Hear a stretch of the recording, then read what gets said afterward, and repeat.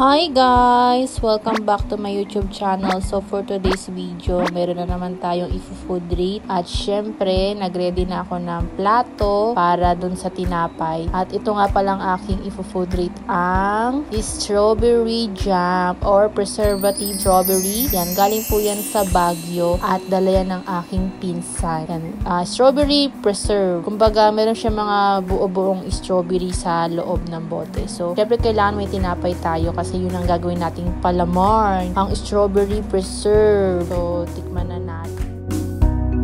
Actually, galing siya ng Baguio at dala siya ng aking pinsan nung nag-field trip ata yun. So, ayan ang bango-bango niya. So, kuha na tayo ng isang pirasong strawberry. Ayan ang itsura niya. Napakatamis po niyan. So, titikman ko yan. Matamis siya, kaya kailangan talaga siyang ipalaman sa tinapay.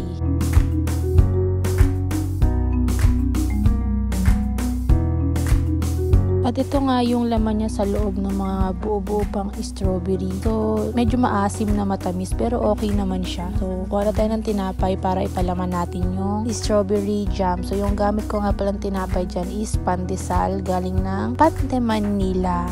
O, diba malaki yung pandesal nila. So, tatagalin natin yung parang mga himulmul. Himulmul ba tawag doon? I forgot.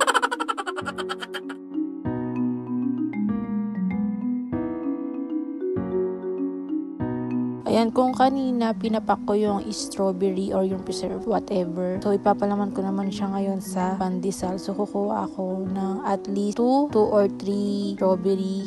Yung tama lang. So, siyempre, kuha rin tayo ng syrup para ma-absorb nung pandesal. Siguro, tama na tong 2 pirasong strawberry kasi matamis na siya. So, dagdagan na lang natin ng onting jam.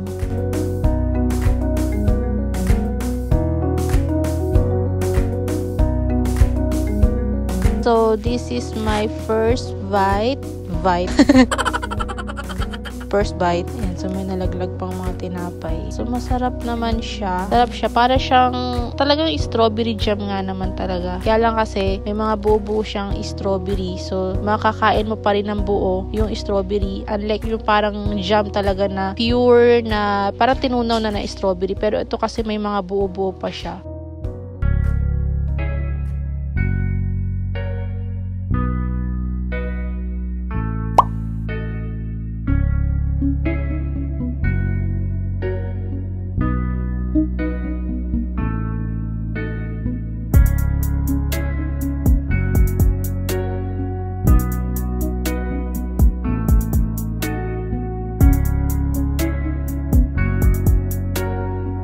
So, sa second round pa ako. Yan ang pangit ng pagkaiwa ko sa tinapay. So, kakain pa ako ng pangalawang pandesal at syempre, yung strawberry jam ulit yung aking ipapalam. So, kung mapapansin nyo kanina yung bote, no, medyo nabawas-bawasan na siya. Ayan na yung laman niya. Pasensya na sa aming lamesa, ang daming mga paper plate sa ilalim. Kasi ayaw namin may hugasan, kaya nagpe-paper plate na lang kami.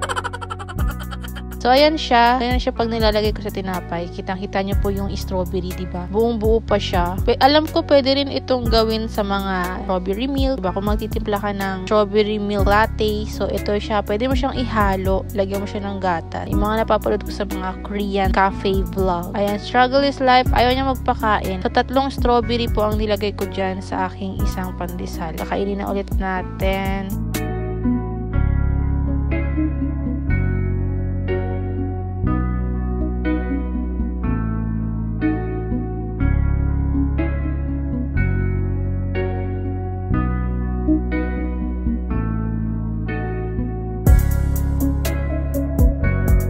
O diba, mukbang is life. Because food is much lifer. So, yun lang ang ating food review sa strawberry preserve from Baguio City. Sa mga gusto nyong tikman, try nyo na po yan. Alam po may mga mabibili din yan sa mga supermarket. So, sa mga di pa nakaka-subscribe sa akin channel, just click the subscribe button and click the notification bell para updated po kayo sa mga videos na i-upload ko. Bye!